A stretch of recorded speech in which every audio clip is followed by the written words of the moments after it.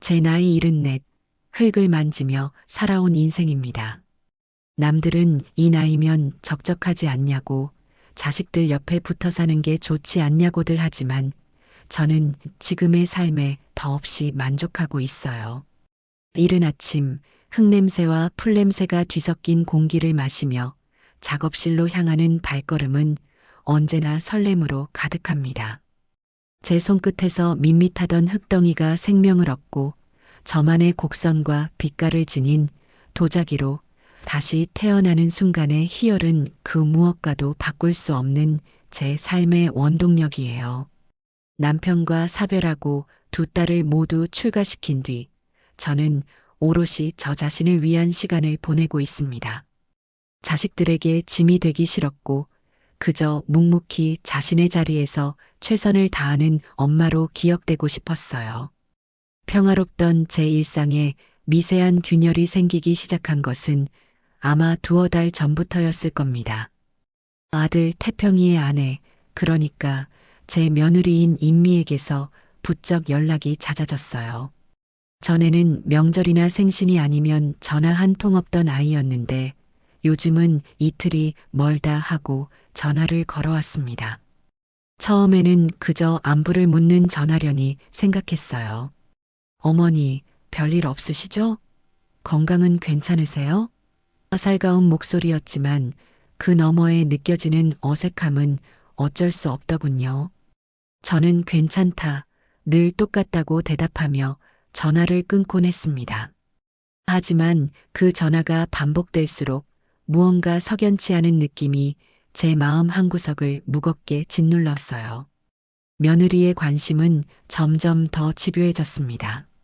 어머니, 혼자 계시면 식사는 잘 챙겨 드세요? 반찬이라도 해서 보내드릴까요? 요즘 날씨도 굿은데 무릎 아프신 곳은 없으시고요?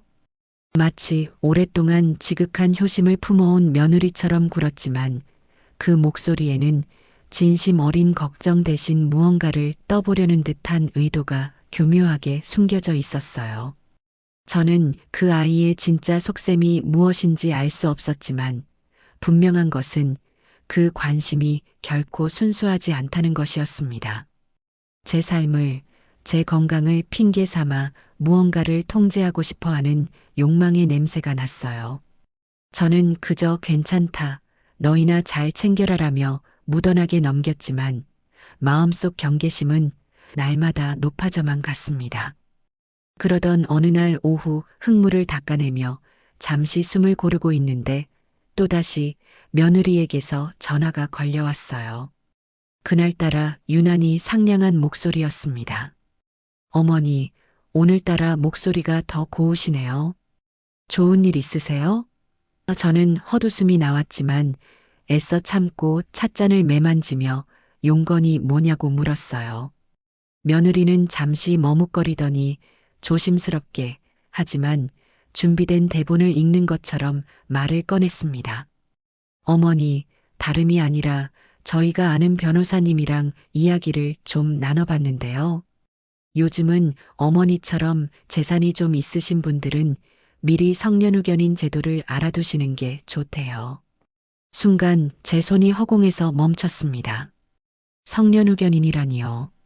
드라마에서나 보던 판단력이 흐려진 노인들의 재산을 자식들이 관리하게 해달라고 신청하는 바로 그 제도 말이띠. 저는 기가 막혀 아무 말도 할 수 없었어요. 며느리는 제 침묵을 긍정의 신호로 받아들였는지 더욱 신이 나서 말을 이어갔습니다. 그래야 나중에 혹시라도 편찮으시거나 할 때 재산을 안전하게 지킬 수 있대요. 괜히 나쁜 사람들한테 사기당하시는 것보다 훨씬 낫잖아요. 그래서 말인데 저희가 어머니 후견인이 되어드리면 어떨까 해서요. 저희만큼 어머니를 위하는 사람이 또 어디 있겠어요? 그 말을 듣는 순간 온몸의 피가 차갑게 식는 것 같았습니다. 아, 이것이었구나. 그동안 나를 떠보던 수많은 전화와 거짓된 관심의 종착지가 바로 이것이었구나. 내 재산을, 내 삶의 주도권을 통째로 집어삼키려는 검은 속내를 효도와 보호라는 그럴싸한 말로 포장하고 있었던 거예요. 저는 떨리는 목소리를 애써 가다듬고 차갑게 말했습니다.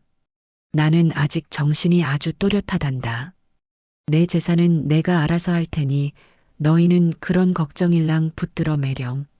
제 단호한 대답에 며느리는 당황한 듯 잠시 말을 잇지 못하더니 이내 어머니, 저희가 다 어머니를 걱정해서 드리는 말씀이잖아요. 왜 그렇게 섭섭하게 말씀하세요라며 서운한 티를 내더군요. 저는 더 이상 그 아이의 가증스러운 목소리를 듣고 싶지 않아 그대로 전화를 끊어버렸습니다. 며느리와의 통화 이후 며칠 동안 마음이 지옥 같았어요. 평생을 바쳐 일궈온 내 삶과 재산을 저렇게 쉽게 넘보는 며느리도 괘씸했지만 그 옆에서 아무것도 모른 채 동조하고 있을 아들을 생각하니 가슴이 미어졌습니다. 내 아들 태평이는 심성은 착하지만 귀가 얇고 주관이 뚜렷하지 못한 아이였어요. 아마 며느리가 그럴듯한 말로 구슬리면 그대로 믿고 따랐을 것이 뻔했습니다. 아니나 다를까 그날 저녁 늦게 태평이에게서 전화가 왔어요. 엄마, 저녁에 잠깐 찾아뵈어도 괜찮아요? 드릴 말씀이 있어서요. 아들의 목소리는 어딘지 모르게 들떠 있었고 저는 직감적으로 올 것이 왔음을 느꼈습니다. 얼마 지나지 않아 현관문 초인종이 울렸고 문을 열자 서류 봉투를 손에 든 아들이 서 있었습니다. 아들은 멋쩍게 웃으며 집 안으로 들어섰어요. 식탁에 마주 앉자마자 아들은 기다렸다는 듯이 서류 봉투를 제 앞으로 밀었습니다. 엄마, 이거 한번 보세요. 인미한테 이야기 다 들으셨죠? 그의 눈은 저를 걱정하는 듯 했지만 그 이면에는 아내의 말을 맹신하는 어리석음과 저를 설득해야 한다는 조급함이 뒤섞여 있었어요. 저는 서류를 거들떠보지도 않고 아들을 똑바로 쳐다보며 물었습니다. 너는 이게 다 인미 머리에서 나온 생각이란 걸 정말 모르겠니? 아들은 제 말에 발끈하며 목소리를 높였어요. 엄마, 왜 자꾸 인미 탓만 하세요? 이건 인미 생각이 아니라 변호사님 생각이에요. 변호사님이 그러시는데 엄마는 이제 연세도 있으시고 혼자 사시는 게 힘들어 보인대요. 우리가 후견인이 되면 엄마 재산도 안전하게 지켜드리고 엄마 노후도 편안하게 모실 수 있다고요. 이게 다 엄마를 위한 길이에요. 아들의 입에서 나오는 모든 말은 며칠 전 며느리가 했던 말과 토씨 하나 다르지 않았습니다. 제 아들은 완전히 며느리의 꼭두각시가 되어 있었어요. 저는 깊은 한숨을 내쉬며 말했습니다. 태평아, 너는 지금 네 아내의 거짓말에 놀아나고 있는 거야. 나는 아직 내 몸 하나 건사할 힘도 있고 내 재산을 관리할 정신도 충분하단다. 너희 도움이 없어도 나는 내 노후를 충분히 책임질 수 있어. 하지만 아들은 제 말을 들으려 하지 않았습니다. 그의 눈에는 제가 마치 고집불통 늙은이로 보이는 듯 했어요. 엄마, 제발 고집 좀 그만 부리세요. 우리가 엄마 돈을 탐내는 것 같아요? 아니잖아요. 그냥 나중에 힘들어지실까봐 미리 대비하자는 거잖아요. 아들과의 대화는 평행선만 달릴 뿐이었어요. 저는 아들에게 너는 네 엄마보다 네 아내 말을 더 믿는구나. 이 서류 당장 가지고 돌아가. 다시는 이런 이야기 꺼내지 말아라고 단호하게 말했습니다. 제 완강한 태도에 아들은 더 이상 저를 설득할 수 없다고 판단했는지 얼굴을 붉히며 자리에서 일어났어요. 엄마, 정말 실망이에요. 저희가 얼마나 엄마를 생각하는지 조금도 알아주지 않으시네요.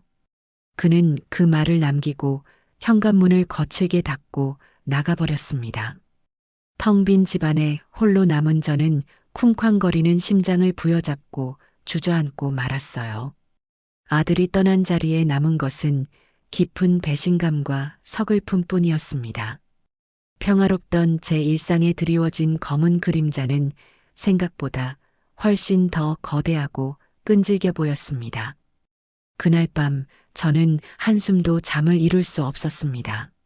아들이 쿵 소리를 내며 닫고 나간 현관문은 제 심장에도 커다란 구멍을 낸 것 같았어요.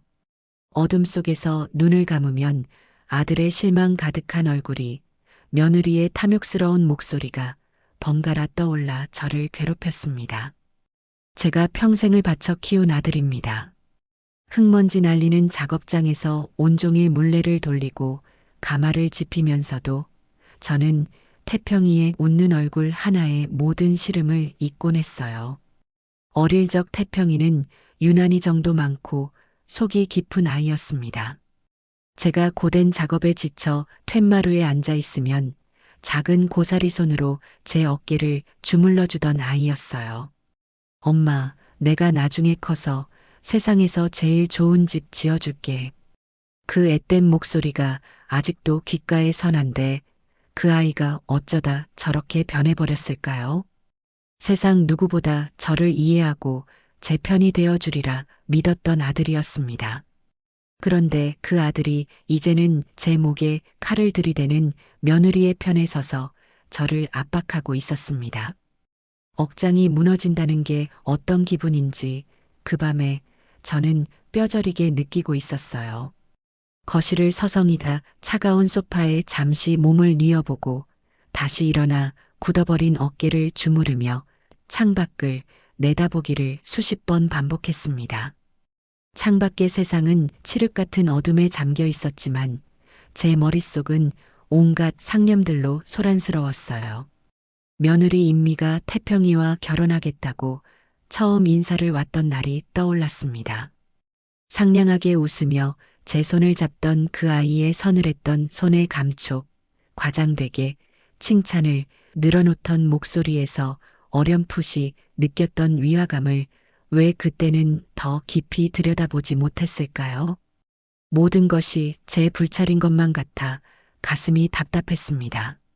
시계의 초침 소리가 유난히 크게 들리는 밤이었어요. 어느덧 시계는 새벽 2시를 향해 느릿느릿 아주 고통스럽게 흘러가고 있었습니다. 온 세상이 깊은 잠에 빠진 그 고요한 시간에 제 정신만은 날카로운 비명처럼 깨어 있었죠. 이대로 있다가는 정말 미쳐버릴 것 같아 저는 차가운 물이라도 한 잔 마시기 위해 자리에서 일어났습니다. 바로 그때였습니다. 정적을 찢는 날카로운 소음이 심장을 관통하듯 울려 퍼졌어요. 띠리리리 띠리리리 현관 도어락 비밀번호를 누르는 소리였습니다. 정상적인 방문객이라면 초인종을 눌렀을 겁니다. 하지만 그 소리는 마치 자물쇠를 따려는 듯 비밀번호 버튼을 이리저리 마구잡이로 누르는 소리였어요. 누군가 저희 집 비밀번호를 여러 번 아주 다급하고 난폭하게 누르고 있었습니다. 저는 그 자리에 얼어붙고 말았어요. 심장이 목구멍까지 치솟아 쿵쾅거렸죠. 이 시간에 저를 찾아올 사람은 아무도 없었습니다. 두 딸은 멀리 미국에 있고 친구들과는 이런 야심한 시간에 서로를 찾는 법이 없었어요. 설마 하는 가장 끔찍한 예감이 등줄기를 타고 오싹하게 흘러내리는 순간 도어락은 이내 삑삑 하는 신경질적인 오리움을 여러 차례 내뱉기 시작했습니다. 그리고 곧이어 문을 주먹으로 세차게 두드리는 소리가 들려왔어요. 쿵, 쿵, 쿵, 쿵. 금방이라도 부서져라 문을 두드리는 소리와 함께 익숙하지만 지금은 너무나도 낯설게 느껴지는 목소리가 고래고래 소리를 질렀습니다. 엄마, 문 열어. 안에 있는 거 다 알아. 잠든 거 아니잖아. 왜 문 안 열어? 아들, 태평이었습니다. 불과 몇 시간 전 제게 실망이라며 소리치고 나갔던 바로 그 아들이었어요. 하지만 지금 그의 목소리에는 그때의 분노와 원망을 넘어선 무언가 섬뜩한 광기마저 서려 있었습니다. 술에 잔뜩 취한 목소리였어요. 저는 본능적으로 현관문에서 몇 걸음 뒤로 물러나 숨을 죽였습니다. 심장이 미친 듯이 방망이질 쳤지만 이상하게도 머리는 점점 더 차갑게 식어갔습니다. 그래, 올 것이 왔구나. 저 아이가 드디어 본색을 드러내는구나. 엄마, 인미가 아프다고. 엄마 때문에 스트레스 받아서 쓰러졌단 말이야. 지금 병원 응급실에 누워 있어. 엄마가 그깟 서류에 서명만 하면 되는 거잖아. 왜 사람을 이렇게 비참하게 만들어? 문 열어. 며느리가 아프다는 말에 순간 가슴이 철렁했습니다. 하지만 저는 이내 그것이 저를 문 밖으로 끌어내기 위한 저열한 거짓말이라는 것을 직감했어요. 만약 인미가 정말 응급실에 있다면 아들은 지금 병원에서 아내 곁을 지키고 있어야지 제 집 현관문 따위를 부수고 있을 리가 없었습니다. 지금 저 문을 여는 순간 저는 이성을 잃은 아들과 그를 조종하는 며느리가 파놓은 함정에 그대로 빠지게 될 터였어요. 아들의 행패는 점점 더 거세졌습니다. 이제는 주먹으로 문을 치는 것을 넘어 발로 차기 시작했어요. 쿵, 쾅. 낡은 현관문이 위태롭게 덜컹거리는 소리가 집 전체를 지진처럼 울렸습니다. 이웃들이 잠에서 깨지는 않을까, 경찰에 신고가 들어가지는 않을까 걱정이 되었지만 동시에 이 상황을 그대로 넘어가서는 안 된다는 강한 확신이 들었습니다. 이것은 단순한 아들의 술주정이 아니었어요. 재산을 노리고 어머니를 협박하는 명백한 패륜이었습니다. 저는 떨리는 손을 다른 손으로 꽉 붙잡아 애써 진정시키며 거실 소파 위에 놓여있던 제 휴대폰을 집어들었습니다. 그리고 망설임 없이 카메라 앱을 켜고 동영상 녹화 버튼을 눌렀어요. 화면 상단에 붉은색 녹화 버튼이 깜빡이는 것을 확인한 저는 휴대폰을 든 채 소리나지 않게 조용히 현관문으로 다가갔습니다. 그리고 인터폰 너머로 보이는 술에 취해 머리는 헝클어지고 얼굴은 증오로 잔뜩 붉어진 아들의 얼굴을 화면에 담으며 입을 열었어요. 제 목소리는 놀라울 만큼 침착하고 단단하게 울려 퍼졌습니다. 강태평? 지금 시간이 몇 시인 줄 아니? 새벽 2시가 넘었다. 술 취했으면 곱게 집에 가서 잠이나 자. 제 목소리를 들었는지 문을 차던 아들의 발길질이 잠시 멈췄습니다. 그는 인터폰 카메라 렌즈를 잡아먹을 듯이 노려보며 더욱 거칠게 소리쳤어요. 시끄러워. 문이나 열라고. 엄마가 이렇게 고집만 부리니까 인미가 아픈 거 아냐? 엄마가 인미를 죽이려고 하는 거라고. 책임져야 할 거 아냐? 저는 그의 무논리하고 파렴치한 행패에 더 이상 동요하지 않았습니다. 저는 휴대폰 카메라가 아들의 일그러진 얼굴과 못된 행동, 그리고 그의 입에서 나오는 모든 망언들을 남김없이 담고 있다는 사실에 의지하며 차분하게 그리고 또박또박 말을 이어갔습니다.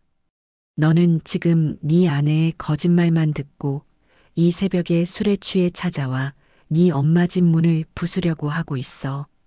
이게 아들이 엄마에게 할 짓이니 나는 너를 용서할 수 없다. 너의 지금 이 행동은 명백한 협박이고 평온하게 사는 사람 집에 불안감을 조성하는 불법 행위야. 그리고 네가 뱉어내는 이 모든 말과 행동은 지금 남김없이 녹화되고 있단다. 제가 동영상을 녹화하고 있다는 말에도 아들은 아랑곳하지 않았어요. 이성을 완전히 상실한 듯 보였습니다. 오히려 더 자극을 받았는지 다시 문을 쿵 걷어차며 악을 썼습니다. 녹화? 마음대로 해. 녹화해서 뭐 어쩔 건데. 내가 내 엄마 집에 들어가겠다는데 누가 뭐래. 이게 다 엄마 재산 때문이잖아. 그놈의 돈이 뭔데 자식도 버리려고 해. 그 돈 가지고 죽을 때 싸갈 수 있을 것 같아? 아들의 입에서 나온 엄마 재산이라는 그 노골적인 단어에 저는 마지막 남았던 일말의 기대마저 산산조각 나는 것을 느꼈습니다. 결국 저 아이의 목적도 며느리와 똑같았던 거예요. 제 안이나 건강 따위는 안중에도 없었고, 오직 제 돈을 어떻게 하면 자신들의 통제하에 둘 수 있을까 하는 탐욕스러운 생각뿐이었던 겁니다.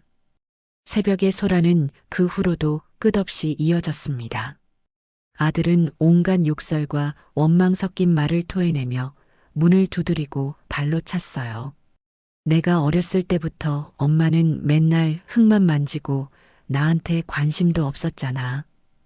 아버지 돌아가셨을 때도 슬퍼하는 기색도 없더니 돈만 끌어안고 살려고 이래? 인미가 나한테 얼마나 잘하는데 엄마는 인미 반만이라도 나한테 잘해준 적 있어? 차마 입에 담을 수도 없는 말들이 그의 입에서 쏟아져 나와 제 가슴에 비수처럼 꽂혔습니다. 저는 현관문 바로 뒤에 서서 그 모든 소리를 들으며 그 모든 순간을 휴대폰에 담았습니다. 두렵지 않았다면 거짓말이겠죠. 육중한 문이 당장이라도 부서져 들어올 것 같은 공포에 온몸이 사시나무처럼 떨렸습니다.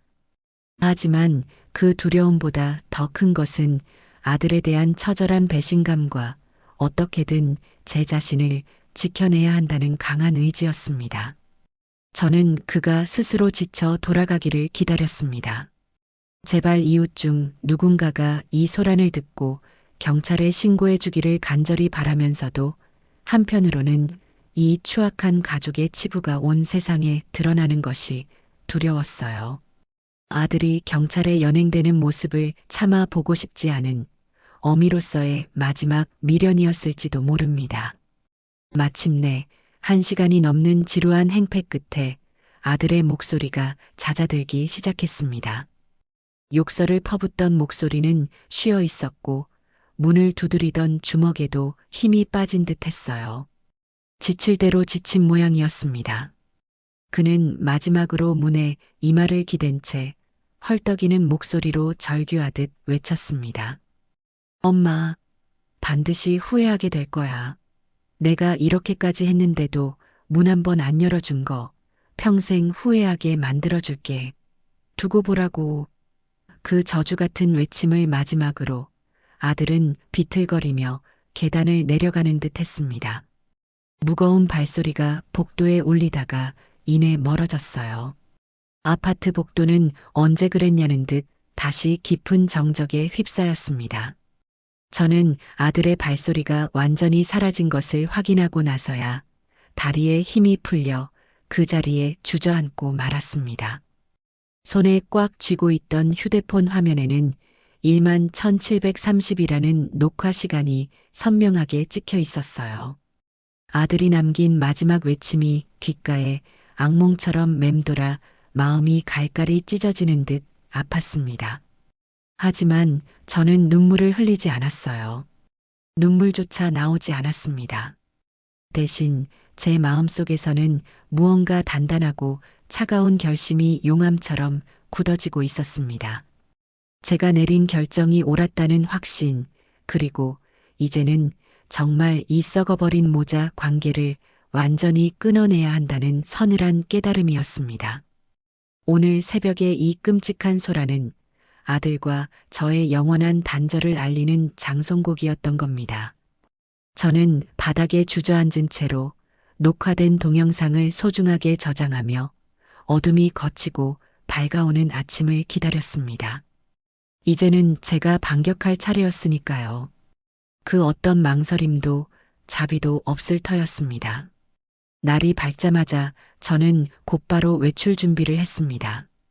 밤새 한숨도 자지 못해 눈은 뻑뻑하고 온몸은 천근만근이었지만 정신은 그 어느 때보다 얼음장처럼 차갑고 또렷했어요.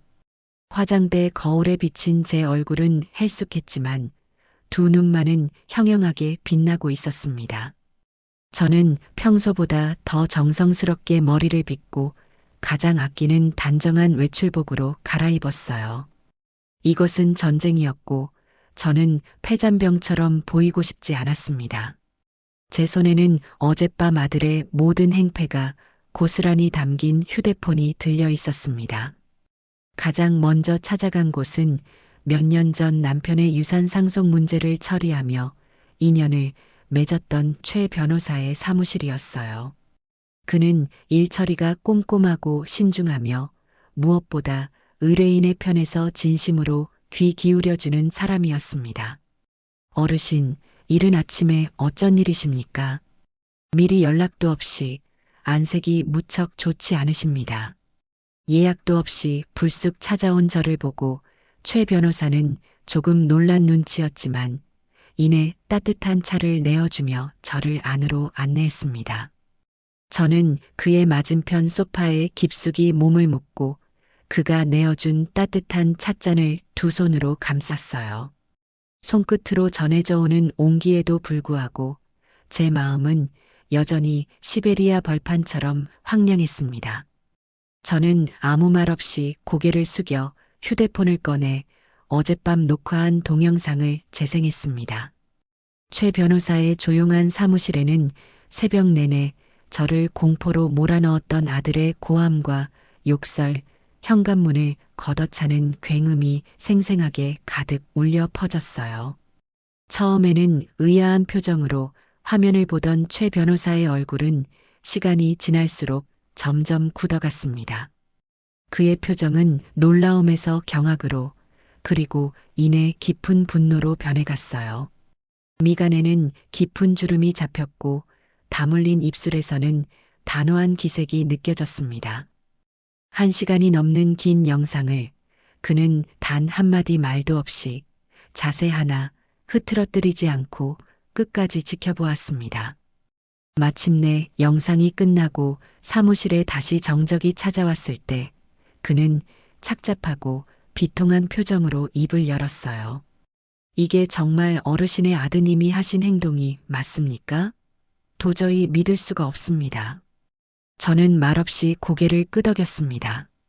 그리고 며칠 전부터 시작된 며느리의 의문스러운 안부 전화와 노골적인 후견인 제안, 어젯밤 아들이 서류를 들고 찾아와 저를 설득하려 했던 일, 그리고 제가 거절하자 돌변하여 새벽에 저지른 끔찍한 행패까지 모든 자초지종을 담담하긴 하지만 빠짐없이 털어놓았어요.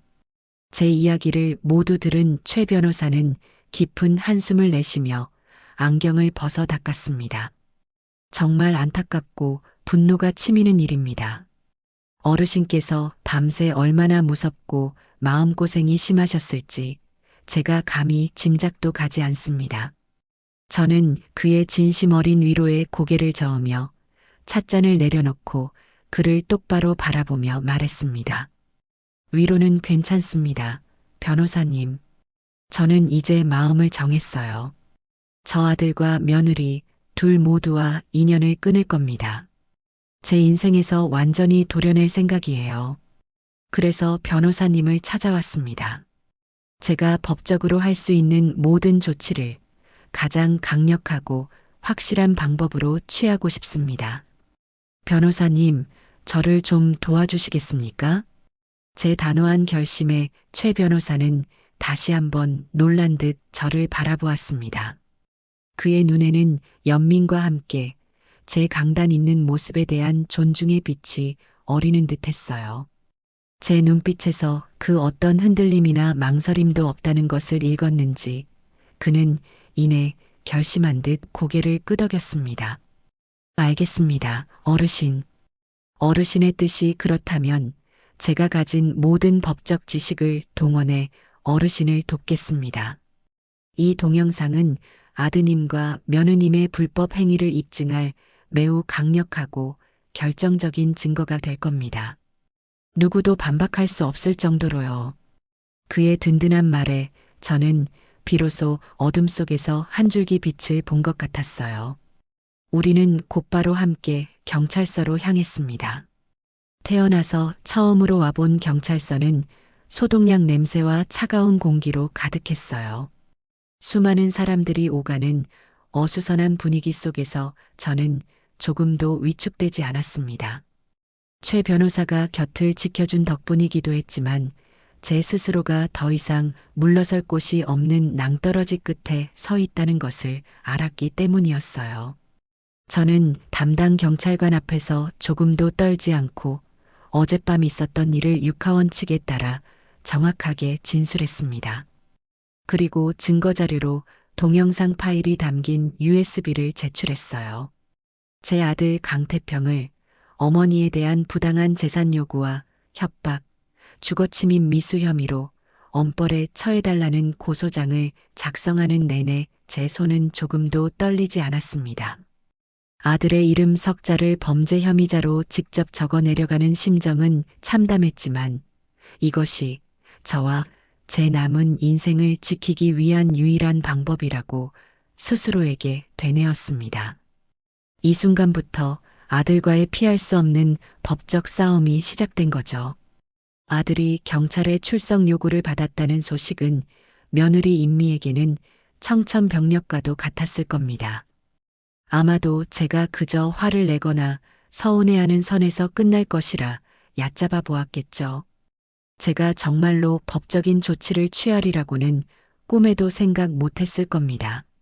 소식을 듣자마자 며느리는 불같이 화를 내며 제게 전화를 걸어왔어요. 어머니, 지금 제정신이세요? 어떻게 하나뿐인 아들을 경찰에 신고할 수가 있어요? 당장 고소 취하하세요. 저는 아무 대답도 하지 않고 전화를 끊어버렸습니다. 그러자 얼마 지나지 않아 며느리는 변호사도 없이 헐레벌떡 경찰서로 달려왔다고 해요. 그리고는 제 아들은 그럴 사람이 아니라며 술에 취해 엄마가 보고 싶어서 찾아간 것뿐이라며 횡설수설 아들의 행패를 합리화하기에 바빴다고 합니다.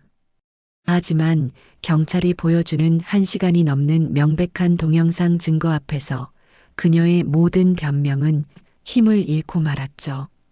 경찰서에서 소득이 없자 며느리는 이번엔 저희 집으로 득달같이 달려왔습니다. 초인종을 누르고 문을 두드리며 어머니, 저 임미예요.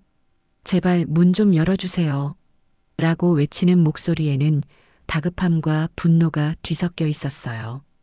저는 인터폰 화면으로 그녀의 얼굴을 확인하고는 아무런 대꾸도 하지 않았습니다. 그러자 며느리는 문 밖에서 그야말로 눈물 콧물을 쏟아내며 쇼를 하기 시작했어요. 어머니, 대체 이게 무슨 일이에요? 왜 태평 씨를 이렇게 힘들게 만드세요? 저희가 다 어머니 걱정해서 외로우실까봐 그런 건데 어떻게 저희 진심을 이렇게 몰라주세요? 그녀의 목소리는 더할 나위 없이 애절했지만 저는 그 안에 숨겨진 가증스럽고 계산적인 연기를 똑똑히 꿰뚫어 보고 있었습니다. 결국 저는 현관문을 열었습니다. 계속 소란을 피워 이웃들에게 더 이상 피해를 줄 수는 없었기 때문이에요.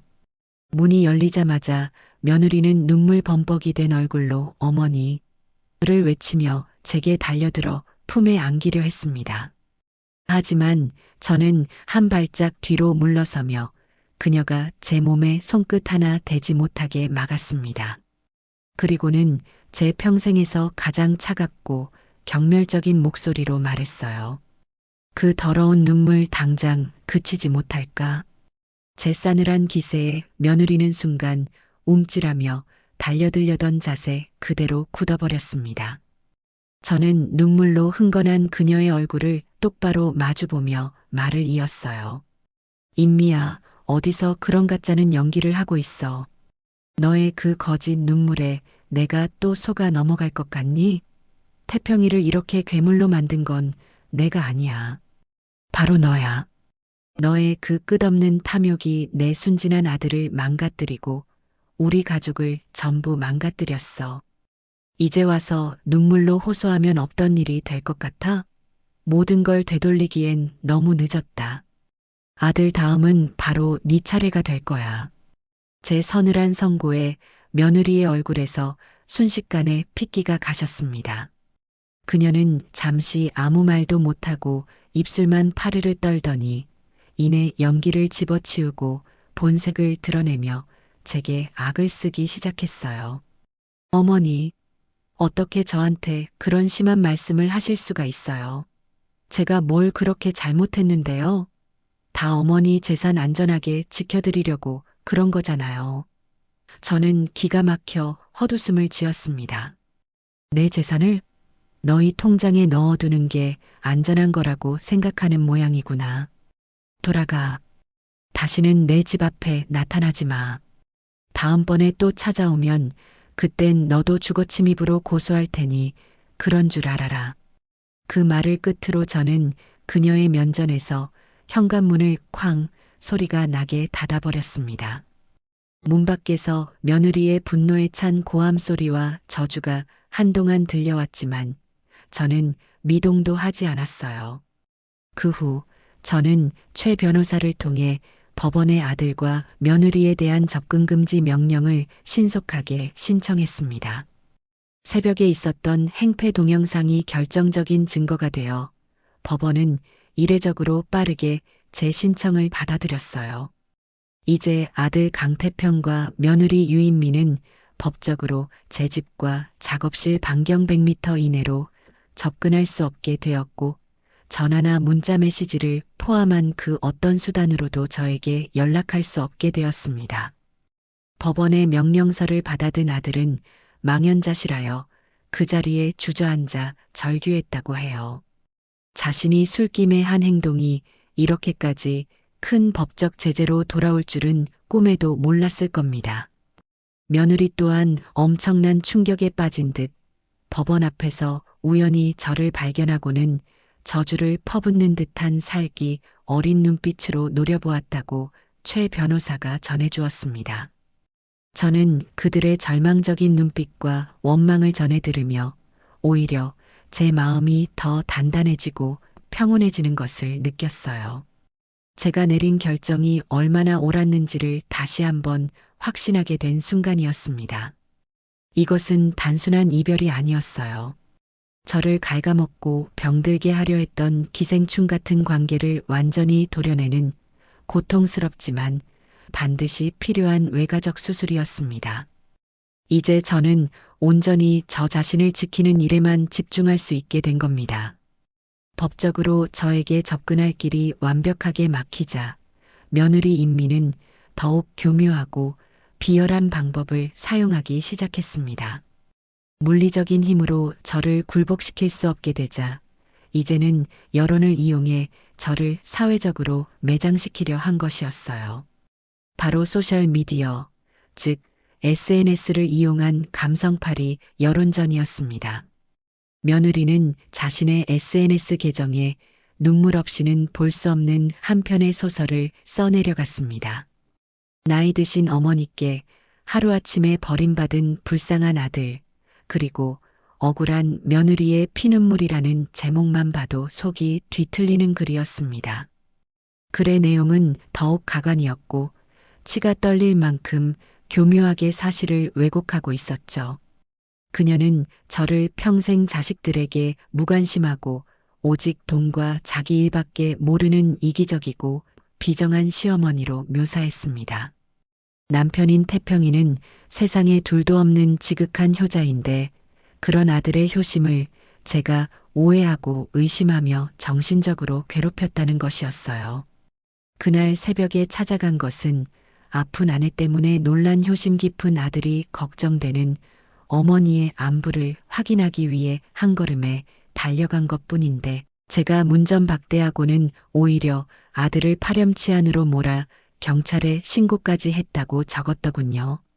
그녀는 남편 태평이가 어머니의 오해와 냉대에 엄청난 충격을 받아 식음을 전폐하고 매일 밤 눈물로 지새우고 있다며 병원에서 링거를 맞고 있는 남편의 뒷모습 사진과 눈물로 쓴 손편지 사진까지 첨부하는 치밀함을 보였습니다. 저희는 정말 다른 건 아무것도 바라지 않았습니다. 그저 연로하신 어머님을 저희 곁에서 안전하게 모시고 싶었을 뿐입니다. 그런데 어머님은 저희의 진심을 돈을 노리는 탐욕으로 오해하셨고 하나뿐인 아들을 범죄자로 만드셨습니다. 세상에 이런 억울한 일이 어디 있을까요? 저희는 이제 어떻게 살아가야 할까요? 새빨간 거짓말로 도배된 그 글은 아무런 사정을 모르는 제3자들이 보기에는 충분히 그럴듯하게 그리고 매우 안타깝게 보였습니다. 사람들은 원래 자극적이고 비극적인 이야기에 쉽게 마음이 동하는 법이니까요. 아니나 다를까 댓글창에는 저를 향한 원색적인 비난이 쏟아졌습니다. 요즘 세상에 저런 시어머니가 다 있네. 아무리 그래도 아들을 경찰에 신고하는 게 말이 되나?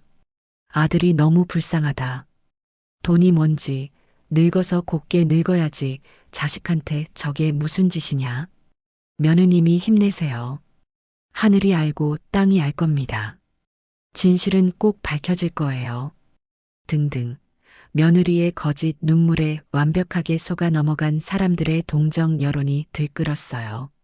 저는 그 글과 댓글들을 하나하나 읽어보며 헛웃음이 나왔습니다. 피가 거꾸로 솟는 분노를 느꼈지만 한편으로는 저렇게까지 저를 깎아내려야만 하는 며느리의 발악이 처량하고 우습게 느껴지기도 했습니다. 하지만 며느리의 이 어설프고 비열한 반격은 오래가지 못했습니다. 저에게는 세상 그 무엇과도 바꿀 수 없는 든든한 지원군, 바로 제 두 딸이 있었으니까요.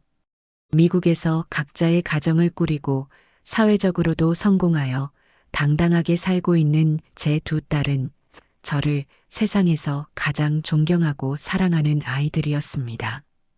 작은 딸을 통해 올케의 만행을 전해 들은 딸들은 잠시도 가만히 있지 않았어요. 그들은 분노에 차 저에게 전화를 걸어왔습니다. 엄마, 괜찮아? 그 여자 SNS 글 봤어. 어떻게 사람이 저렇게까지 뻔뻔할 수 있어? 저는 괜찮다고 너희까지 나설 것 없다고 말렸지만 딸들은 단호했습니다.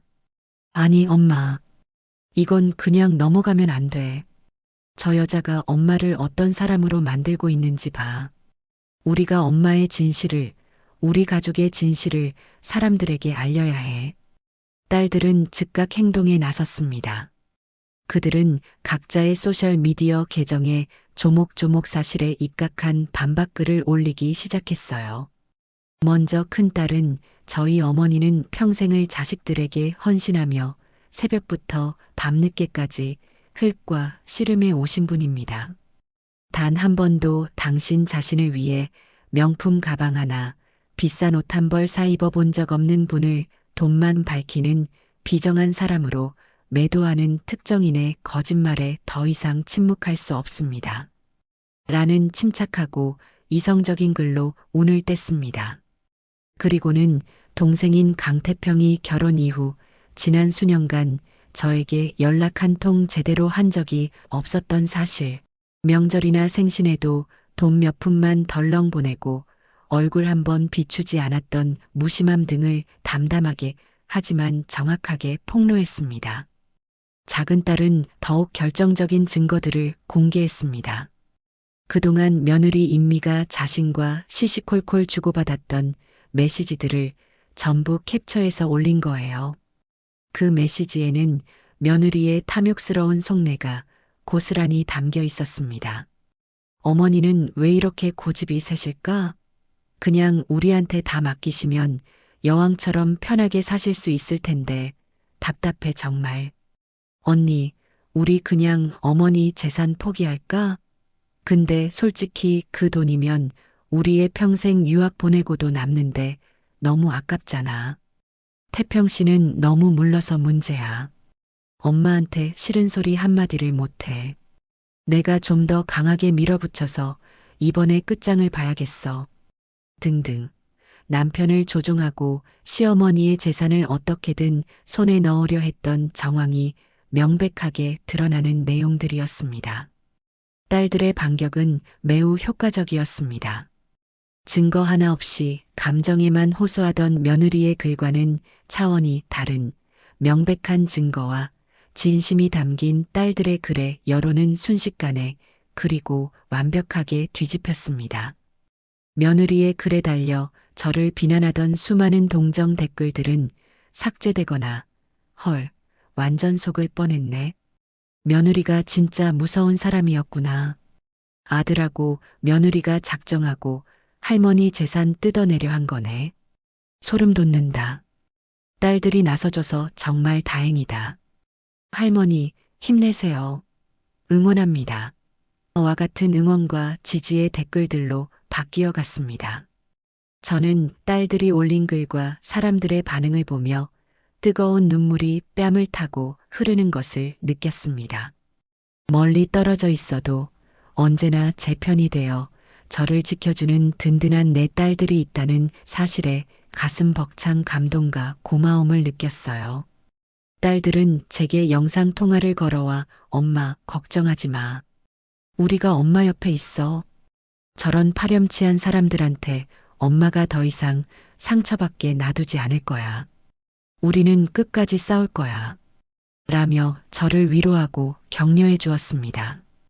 이제 며느리에게 마지막 일격을 가할 시간이었습니다. 저는 최 변호사와 함께 며느리 인미를 정보통신망 이용 촉진 및 정보보호 등에 관한 법률 위반 허위 사실 유포에 의한 명예훼손 혐의로 고소했습니다. 고소장에는 며느리가 올렸던 소셜미디어 글의 캡처본과 순식간에 퍼져나갔던 기록, 딸들이 올린 반박 증거자료들, 그리고 결정적으로 새벽에 있었던 주거 불안 조성 사건 동영상을 함께 장거로 제출했어요. 최 변호사는 서류를 검토하며 확신에 찬 목소리로 말했습니다. 어르신, 이건 우리가 질 수 없는 싸움입니다.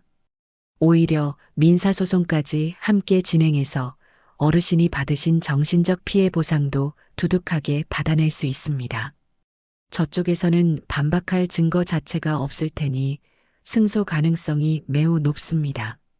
며칠 후 명예훼손으로 고소당했다는 두툼한 법적 서류를 받아든 며느리는 그야말로 아연실색했다고 합니다. 자신이 인터넷에 올린 글 하나가 이렇게까지 커다란 법적 책임으로 돌아올 줄은 상상도 못했던 모양이에요. 며느리는 겁에 질려 허둥지둥 소셜미디어에 글을 모두 내리고 결국에는 자신의 치부가 만천하에 드러난 계정 자체를 폐쇄해버렸습니다. 그녀의 비겁한 도망은 오히려 자신의 모든 주장이 거짓이었음을 스스로 인정한 꼴이 되고 말았죠. 이 사건은 삽시간에 친척들과 지인들 사이에 퍼져나가 아들과 며느리는 주변 사람들 사이에서 완전히 신뢰를 잃고 고립되었습니다. 재산을 탐내 연로하신 시어머니를 내쫓으려다 실패하고 심지어 인터넷의 거짓말로 여론을 조작하려다 망신만 당한 파렴치하고 교활한 부부로 낙인 찍힌 거예요. 며느리는 세상의 비난과 손가락질을 견디지 못하고 집 밖으로 한 발짝도 나오지 못한다는 소식이 들려왔습니다. 저는 그 소식을 들으며 조금의 동정심도 느끼지 않았어요. 그것은 모두 그들이 스스로 뿌린 씨앗을 거둔 지극히 당연한 결과였으니까요. 며느리의 어설프고 추악했던 반격은 그렇게 완벽하고 처참한 실패로 끝이 났습니다. 며느리의 어설픈 여론전이 완벽한 실패로 끝나고 세상의 비난이 오히려 아들과 며느리에게로 향하게 되자 제 주변은 거짓말처럼 고요해졌습니다. 법원의 접근 금지 명령 덕분에 더 이상 그들의 그림자를 제 삶에서 찾아볼 수 없게 되었죠. 하지만 제 마음은 편치 않았습니다. 이 모든 끔찍한 일들이 왜 일어났을까? 밤마다 홀로 작업실 의자에 앉아 곰곰이 생각해 보곤 했어요. 평화롭던 제 삶을 송두리째 뒤흔든 이 분쟁의 가장 깊은 뿌리에는 결국 돈이 있었습니다. 제가 평생을 바쳐 땀 흘려 일구어온 재산, 그것이 며느리의 탐욕에 불을 지폈고 어리석은 아들의 눈을 멀게 만들었던 겁니다. 그 재산이 저를 지켜주는 울타리가 아니라 오히려 자식이라는 이름의 늑대를 끌어들이는 미끼가 되어버린 셈이었죠. 저는 더 이상 이 돈 때문에 제 남은 인생을 불안과 의심 속에서 보내고 싶지 않았습니다. 이 지긋지긋한 굴레를 제 손으로 완전히 끊어내야겠다고 마음먹었어요. 다음 날 저는 다시 최 변호사의 사무실을 찾아갔습니다. 저를 반갑게 맞이하는 그에게 저는 제 결심을 담담하게 털어놓았어요. 변호사님, 제 명의로 된 모든 자산을 정리하고 싶습니다. 제 말에 최 변호사는 의아한 표정을 지었습니다. 자산 정리라니요, 어르신? 혹시 사업을 확장하시려거나 다른 곳에 투자하실 계획이 있으십니까? 저는 고개를 가로저었습니다. 아닙니다. 투자나 사업 같은 거창한 것이 아니에요. 그냥 전부 처분하고 싶습니다. 제가 가진 부동산과 예금, 주식까지 전부요. 제 설명에도 최 변호사는 여전히 이해하기 어렵다는 표정이었습니다. 그는 조심스럽게 물었죠. 실례지만 갑자기 모든 자산을 처분하시려는 특별한 이유라도 있으신지요? 지금 어르신께서 보유하신 부동산들은 앞으로 가치가 더 오를 가능성이 높은 것들입니다. 섣불리 처분하시는 것은 손해가 될 수 있습니다. 저는 그의 눈을 똑바로 바라보며 제 속마음을 털어놓았습니다. 변호사님도 보셨지 않습니까? 제 아들 태평이가 저를 찾아와 그 끔찍한 행패를 부린 가장 큰 이유가 바로 제 재산 때문이었습니다. 그 돈이 아들을 괴물로 만들었고 저를 고통스럽게 만들었어요. 저는 이제 그 돈의 주인이 아니라 돈의 노예가 된 기분입니다. 이 돈으로부터 자유로워지고 싶어요. 그래서 제 손으로 모든 것을 정리하고 제 뜻대로 나누어주고 떠나고 싶습니다. 제 진심 어린 고백에 최 변호사는 한동안 아무 말도 하지 못했습니다. 그의 눈빛은 놀라움과 안타까움, 그리고 깊은 존경심이 뒤섞인 복잡한 빛을 띠고 있었어요. 그는 잠시 생각에 잠기더니 이내 단호한 표정으로 고개를 끄덕였습니다. 어르신의 깊은 뜻을 이제야 알겠습니다. 어르신께서 그런 결정을 내리셨다면 제가 최선을 다해 돕겠습니다. 법적으로나 행정적으로 가장 안전하고 확실한 방법으로 어르신의 자산을 정리해 드리겠습니다. 그날부터 저와 최 변호사는 제 모든 자산을 정리하는 대대적인 작업에 착수했습니다. 제가 평생을 바쳐 마련한 집과 작업실, 남편에게 물려받았던 작은 상가 건물, 그리고 은행에 묵혀두었던 예금과 몇몇 주식들까지 목록을 작성하고 보니 생각보다 꽤 큰 규모였습니다. 부동산을 처분하기 위해 중개인을 만나고 매수 희망자들과 몇 번의 만남을 가졌어요. 수십 년간 제 손때가 묻고 추억이 깃든 공간들을 다른 사람에게 넘기는 과정은 생각보다 쉽지 않았습니다. 마지막으로 집을 둘러보던 날에는 저도 모르게 눈시울이 뜨거워지기도 했어요. 하지만 이것이 저를 더 단단하게 만들기 위한 과정이라 믿으며 마음을 다잡았습니다. 몇 달에 걸쳐 모든 자산은 성공적으로 현금화되었습니다. 제 통장에는 평생 만져본 적 없는 큰 액수의 돈이 찍혔지만 제 마음은 오히려 그 어느 때보다 가볍고 평온했어요. 이제 이 돈을 어떻게 나눌 것인가 하는 마지막 과제가 남아 있었죠. 저는 곧바로 변호사와 함께 공증 사무실을 찾아가 새로운 유언장을 작성했습니다. 기존의 유언장은 아주 오래전에 남편과 함께 작성했던 것으로 두 딸과 아들에게 재산을 공평하게 나누어 준다는 내용이 담겨 있었어요. 저는 그 낡은 유언장을 제 손으로 찢어버렸습니다. 그리고 한 글자 한 글자 제 마지막 의지를 담아 새로운 유언장을 써내려갔습니다. 새로운 유언장의 첫 번째 내용은 아들 강태평에 관한 것이었습니다. 아들 강태평에게는 단 한 푼의 유산도 상속하지 않는다. 저는 망설임 없이 그 문장을 적었습니다. 이것은 분노나 복수심 때문이 아니었어요. 돈이 사람을 얼마나 망가뜨릴 수 있는지 제 눈으로 똑똑히 보았기에 그 아이에게 남겨질 유산은 축복이 아니라 오히려 독이 될 것이라 확신했습니다. 스스로의 힘으로 땀 흘려 돈을 버는 것의 가치를 깨닫게 해주는 것이 어미로서 제가 해줄 수 있는 마지막 가르침이라 생각했어요.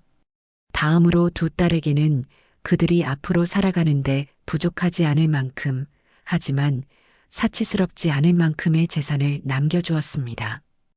딸들은 이미 각자의 자리에서 충분히 성공했고 안정적인 삶을 살고 있었기에 제가 남겨줄 유산에 연연하지 않을 아이들이라는 것을 잘 알고 있었어요. 제 결정을 전해 들은 딸들은 오히려 엄마, 저희는 괜찮아요. 엄마가 편안하고 행복하게 쓰세요. 그게 저희의 가장 큰 바람이에요. 라며 저를 지지해 주었습니다. 그 따뜻한 마음에 저는 다시 한번 깊은 감사를 느꼈어요. 그리고 남은 재산의 대부분은 제가 평생 마음에 품고 있었던 한 복지재단에 기부하기로 결정했습니다. 그곳은 부모에게 버림받은 아이들을 돌보고 그들이 건강한 사회의 일원으로 성장할 수 있도록 돕는 단체였어요. 제 남편과 제가 젊은 시절부터 후원해왔던 곳이기도 합니다. 제 불행한 가족사가 오히려 세상의 가장 약한 아이들에게는 희망의 씨앗이 될 수 있다고 생각하니 가슴 벅찬 기쁨이 밀려왔습니다. 제 재산은 이렇게 저의 온전한 의지대로 가장 가치 있는 곳에 쓰이도록 정리되었습니다. 모든 정리를 마친 후 저는 최 변호사를 통해 아들 태평이와 며느리 임미에게 마지막 통보를 했습니다. 우편함에 꽂히는 평범한 편지가 아닌 법적인 효력을 지니는 내용 증명 우편의 형태로 말이죠. 그 서류에는 저의 단호한 의지가 담긴 몇 문장이 전부였습니다. 강태평, 유인미에게 나는 오늘부로 당신들과 부모와 자식, 시어머니와 며느리로서의 모든 인연을 끊을 것을 통보한다. 앞으로 다시는 나를 찾아오거나 연락하지 말아주길 바란다. 또한 나의 모든 재산은 나의 자유로운 의지에 따라 이미 정리가 완료되었음을 알린다. 이 내용 증명이 그들에게 도착한 날, 제 전화기는 불이 나기 시작했습니다. 발신자는 아들 태평이었어요. 저는 전화를 받지 않았습니다. 그러자 음성 메시지가 쉴 새 없이 도착했어요. 처음에는 엄마, 이게 무슨 말이야. 전화 좀 받아봐. 라며 당황하던 아들의 목소리는 제가 계속 전화를 받지 않자 이내 울음 섞인 절규로 변해갔습니다. 엄마, 제발요. 제가 잘못했어요. 다시는 안 그럴게요. 제발 인연을 끊겠다는 말만은 하지 말아주세요. 엄마. 저는 소파에 앉아 스피커폰으로 울려 퍼지는 아들의 목소리를 아무런 감정 없이 들었습니다.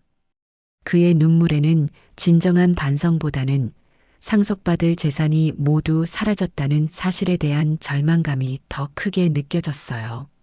며느리 임미는 더욱 격분했습니다.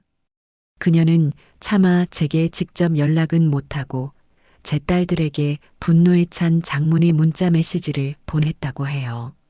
어머니가 어떻게 우리한테 이러실 수 있어? 우리가 가만히 있을 것 같아? 하지만 그녀가 할 수 있는 것은 아무것도 없었습니다. 저의 모든 결정은 법적으로 아무런 하자가 없었고 그녀는 더 이상 제 인생에 개입할 그 어떤 권리도 자격도 없었으니까요. 저는 그날 밤 수십 년 만에 처음으로 아무런 걱정 없이 깊은 잠에 빠져들었습니다. 제 인생의 가장 무거운 족쇄를 풀어낸 기분이었습니다. 제가 재산을 모두 정리하고 아들 내외와 완벽하게 연을 끊은 후 얼마 지나지 않아 그들에게 또 다른 파국이 찾아왔다는 소식을 듣게 되었습니다. 그 소식은 최 변호사를 통해 전해졌어요. 제 아들 태평이가 운영하던 작은 사업체가 있었는데 그 사업체가 부도 직전에 몰렸다는 것이었습니다. 그리고 그 과정에서 며느리 임미가 숨겨왔던 진짜 비밀이 드러났다고 해요. 그동안 저는 며느리가 그저 사치가 심하고 돈 욕심이 많은 아이일 거라 짐작만 하고 있었습니다. 하지만 그녀는 제 상상을 훨씬 뛰어넘는 훨씬 더 대담하고 파괴적인 인물이었어요. 인미는 남편인 태평이 몰래 수년에 걸쳐 사업 자금을 야금야금 횡령해 왔던 겁니다. 처음에는 작은 액수로 시작했지만 점점 대담해져 나중에는 억 단위의 돈을 빼돌렸다고 해요. 그렇게 빼돌린 돈은 명품 쇼핑과 해외여행, 그리고 노름으로 전부 탕진했다고 합니다. 그녀는 단순히 노름 빚을 지고 있던 수준이 아니었던 거죠.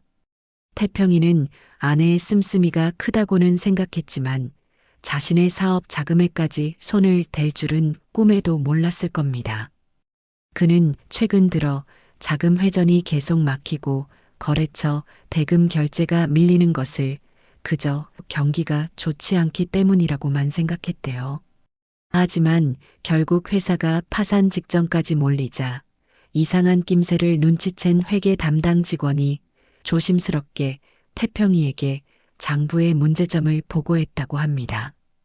장부를 확인한 태평이는 하늘이 무너지는 것 같은 충격을 받았다고 해요. 지난 몇 년간 아내 인미가 교묘한 방법으로 회사 공금을 빼돌린 명백한 증거들이 고스란히 남아 있었던 겁니다. 그 규모는 아들의 사업체를 완전히 거덜내고도 남을 만큼 엄청난 액수였죠. 아들은 자신이 믿었던 아내에게 뒤통수를 맞았다는 사실에 처음에는 현실을 부정했다고 합니다. 하지만 빼도 박도 못할 증거들 앞에서 그는 결국 아내가 자신을 기만해왔다는 끔찍한 진실을 마주해야만 했어요.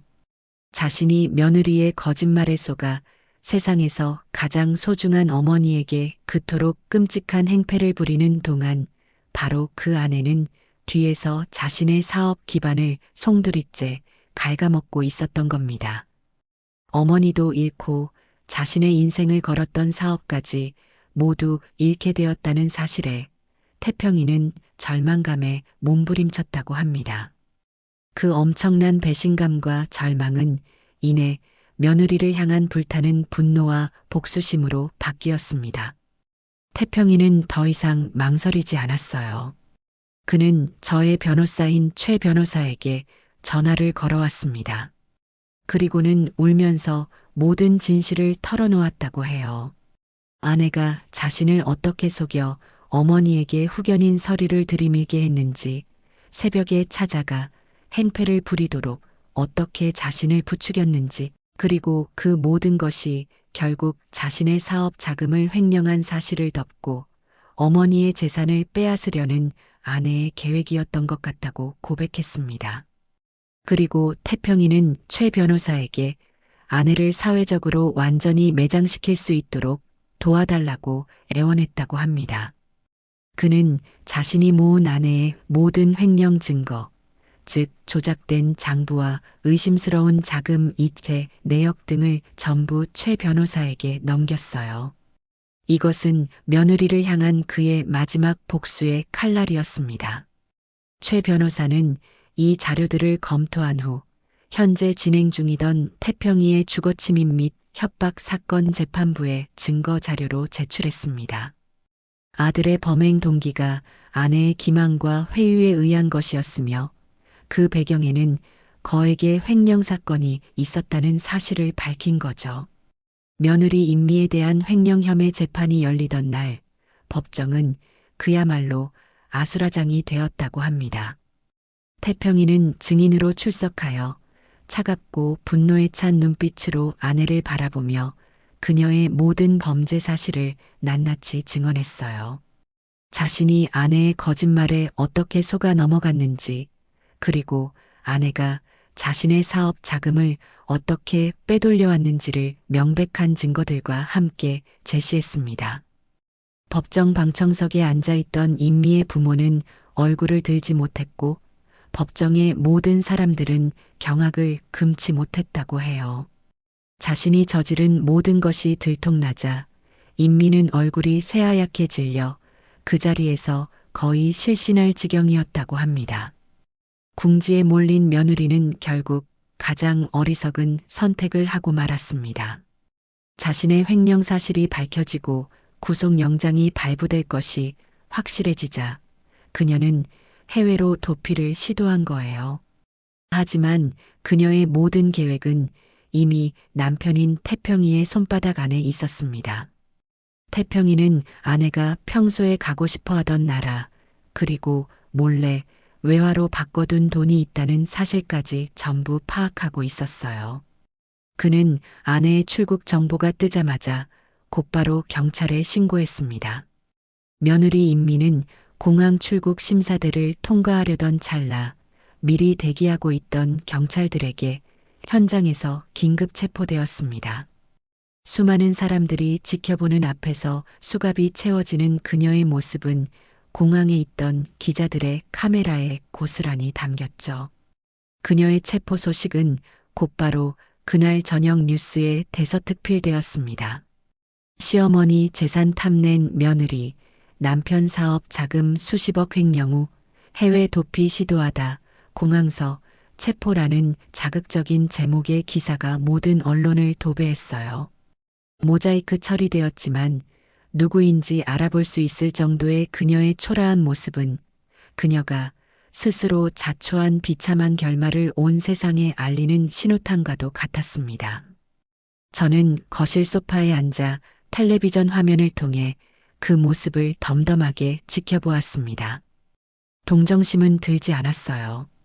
그저 인과응보라는 네 글자만이 제 머릿속을 맴돌 뿐이었습니다. 며느리 유인미에 대한 재판이 열리는 날, 법원은 수많은 기자들과 사람들의 관심으로 북적였습니다. 세간의 이목이 집중된 사건이었기 때문이죠. 저는 그 재판에 참석하지는 않았지만 최 변호사를 통해 모든 진행 상황을 전해 들을 수 있었습니다. 그날 재판의 가장 중요한 증인은 바로 제 아들 강태평이었습니다. 증인석에 선 아들은 이전에 오만하고 어리석던 모습은 온데간데 없고 완전히 망가져버린 한 남자의 모습이었다고 해요. 그는 재판 내내 고개를 숙인 채 자신의 죄를 뉘우치는 뼈아픈 증언을 힘겹게 이어갔습니다. 그의 목소리는 작게 떨렸지만 그가 뱉어내는 말 한마디 한마디에는 뼈저린 후회와 자기 혐오가 담겨 있었다고 합니다. 존경하는 재판장님, 피고인 유인미는 저의 아내였습니다. 그리고 저는 세상에서 가장 어리석은 남편이자 가장 끔찍한 아들이었습니다. 그는 자신의 아내였던 임미가 어떻게 자신에게 접근해 재산을 불려주겠다는 감언이설로 사업 자금을 관리하게 되었는지, 그리고 어떻게 어머니를 고립시키고 재산을 빼앗아야 한다는 거짓말로 자신을 세뇌시켰는지에 대해 모두 털어놓았습니다. 어머니를 향한 저의 모든 끔찍한 행동은 전적으로 피고인의 거짓말과 계획 때문이었습니다.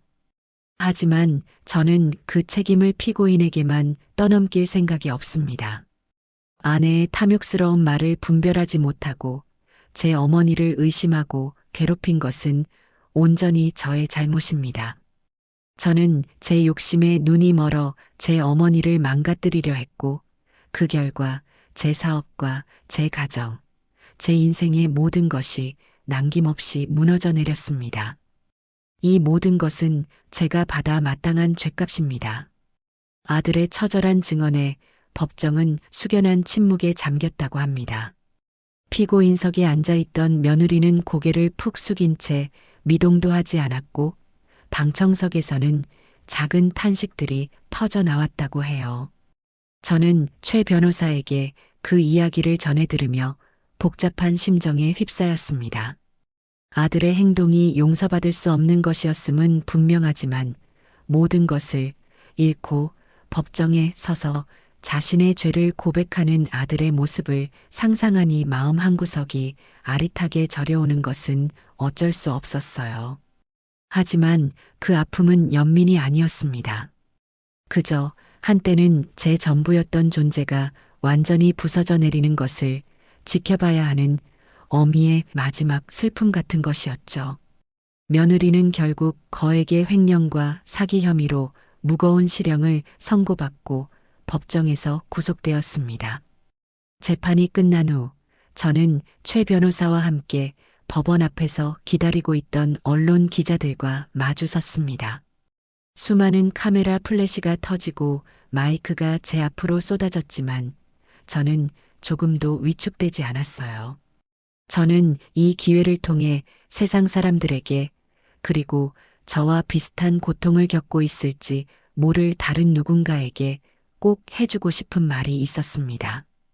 오늘 이 자리에 서기까지 저에게는 참으로 길고 고통스러운 시간이었습니다. 하지만 저는 오늘 이 모든 사건을 통해 자식에게 무조건적으로 기대고 의지하는 삶이 얼마나 위험하고 어리석은 것인지 뼈저리게 깨달았습니다. 부모의 재산은 자식의 것이 아니며 자식 또한 부모의 노후를 책임져주는 보험이 아닙니다. 저는 제 이름 석자를 가진 온전한 한 사람으로서 제 삶을 되찾기 위해 싸웠을 뿐입니다. 그리고 저의 그 결정에 단 한순간의 후회도 없습니다. 제 당당하고 단호한 모습은 곧바로 모든 언론사의 주요 기사로 다뤄졌습니다. 자식의 탐욕에 맞서 자신의 삶을 되찾은 용감한 어머니, 재산보다 인간으로서의 존엄을 선택하다와 같은 제목의 기사들이 쏟아졌고 수많은 사람들이 인터넷 댓글과 기사를 통해 저의 용기에 아낌없는 박수와 지지를 보내주었어요. 세상은 저를 더 이상 자식에게 버림받은 비운의 노인이 아닌 자신의 삶을 스스로 개척한 주체적인 여성으로 바라봐주기 시작했습니다. 모든 소동이 마무리된 후 저는 법원 복도에서 아들과 마주쳤습니다. 재판이 끝난 후 저를 기다리고 있었던 모양이에요. 헬쑥하고 초췌해진 아들은 저를 보자마자 다리에 힘이 풀린 듯 그 자리에 털썩 주저앉았습니다. 그리고는 제 앞으로 기어오다시피 다가와 차가운 바닥에 이마를 대고 무릎을 꿇은 채 오열하기 시작했어요. 엄마 저를 용서해 주세요. 제가 정말 잘못했습니다. 제발 저를 한 번만 용서해 주세요, 엄마. 아들의 애절한 울음소리가 텅 빈 복도에 울려 퍼졌습니다. 주위의 몇몇 사람들이 저희를 쳐다보는 시선이 느껴졌지만 저는 아랑곳하지 않았어요. 저는 무릎 꿇고 우는 아들을 일으켜 세워주지 않았습니다. 그저 차갑고 무심한 눈으로 아들을 내려다볼 뿐이었죠. 한참을 울던 아들이 고개를 들고 눈물로 범벅이 된 얼굴로 저를 올려다보았을 때 저는 나지막하지만 분명한 목소리로 말했습니다. 강태평, 이제 그만 일어나거라. 제 목소리에 아들은 혹시나 하는 기대감에 부푼 눈빛으로 저를 바라보았어요. 하지만 이어진 제 말은 그의 마지막 희망마저 완전히 꺾어버리는 비수와도 같았을 겁니다. 너는 너의 삶을 책임져야 해. 네가 저지른 잘못은 네 스스로 갚아야 하는 것이지 내 용서로 없어지는 것이 아니다. 그리고 나 또한 마찬가지다. 이제 나는 너의 어머니가 아닌 유신자라는 이름을 가진 한 사람의 인생을 살아갈 거야. 그러니 너도 이제 나를 엄마라 부르지 마라. 그 말은 아들과 저의 영원한 이별을 고하는 마지막 선언이었습니다. 아들의 눈빛이 절망으로 가득 차는 것을 똑똑히 보았습니다. 그는 무언가 말을 하려 했지만 차마 입을 떼지 못하고 그저 입술만 달싹이다 다시 고개를 떨구었어요. 저는 더 이상 아무런 미련 없이 꿋꿋하게 아들에게 등을 돌려 복도를 걸어 나갔습니다. 등 뒤에서 들려오는 아들의 마지막 울음소리가 제 발목을 붙잡으려 했지만 저는 단 한 번도 뒤돌아보지 않았습니다. 그렇게 제 인생의 가장 길고 아팠던 한 챕터가 완전히 끝을 맺었습니다. 모든 재판이 끝나고 제 아들과 며느리가 각자의 죗값을 치르게 된 후 제 삶에는 비로소 완전한 평화가 찾아왔습니다. 법정의 마지막 망치 소리는 제 길고 어두웠던 터널의 끝을 알리는 신호탄과도 같았어요. 하지만 제게는 아직 해야 할 어쩌면 가장 중요한 마지막 일이 남아 있었습니다. 바로 저를 이 모든 고통의 한가운데로 밀어넣었던, 그리고 역설적이게도 제가 제 삶의 진정한 주인이 될 수 있도록 처절한 깨달음을 주었던 재산을 정리하는 일이었습니다. 저는 다시 최 변호사와 함께 그의 사무실에 마주 앉아 제 남은 자산을 어떻게 사용할 것인지에 대한 마지막 계획을 세우기 시작했습니다. 최 변호사는 조심스럽게 입을 열었습니다. 어르신, 그동안 정말 고생 많으셨습니다. 이제 모든 것이 끝났으니 한동안은 아무 생각 마시고 편히 쉬시는 것이 좋겠습니다. 저는 희미하게 미소를 지으며 고개를 저었어요. 아닙니다, 변호사님. 아직 끝나지 않았습니다. 가장 중요한 일이 남았지요. 저는 가방에서 제가 직접 정리한 자산 목록과 처분 계획 초안을 꺼내 그의 앞에 펼쳐 보였습니다. 약속대로 제 재산을 사회에 환원할 생각입니다. 하지만 그 방법에 대해 변호사님의 지혜가 필요합니다. 최 변호사는 제 서류를 꼼꼼히 검토하며 물었습니다. 어르신, 계획을 보니 단순히 기존 복지단체에 기부하는 것을 넘어 무언가 구체적인 목표를 가지고 계신 듯합니다. 저는 고개를 끄덕였어요. 네, 맞습니다. 저는 이 돈이 그저 다른 사람들의 주머니로 흘러들어가 조용히 사라지는 것을 원치 않습니다. 제가 겪었던 이 끔찍한 비극이 저와 같은 고통을 겪고 있을지도 모르는 다른 누군가에게는 실질적인 희망이 되었으면 좋겠습니다. 제 돈이 살아 움직이며 스스로를 지킬 힘이 없는 사람들을 위한 날카로운 창과 단단한 방패가 되어 주었으면 해요. 제 말의 의미를 즉시 알아차린 최 변호사의 눈이 반짝였습니다. 그는 잠시 생각에 잠겨 제 서류 위에 몇 가지 메모를 하더니 이내 확신에 찬 목소리로 제안했습니다. 그렇다면 어르신, 어르신의 철학을 담은 공익재단을 직접 설립해 보시는 것은 어떻겠습니까?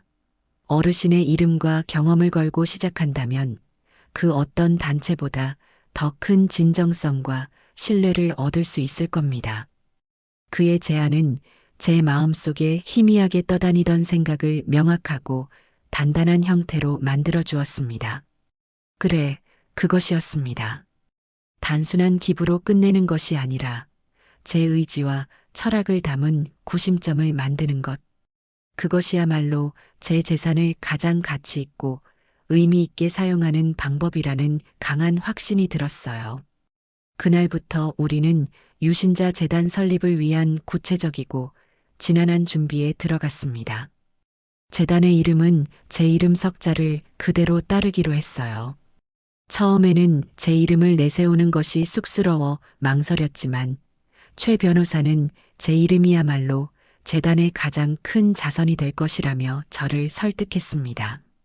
제 인생을 걸고 하는 일이라는 것을, 그리고 모든 책임을 제가 직접 지겠다는 것을 세상에 보여주어야 한다는 그의 말에 저는 고개를 끄덕일 수밖에 없었죠. 재단의 목적은 명확하고 단호하게 정했습니다.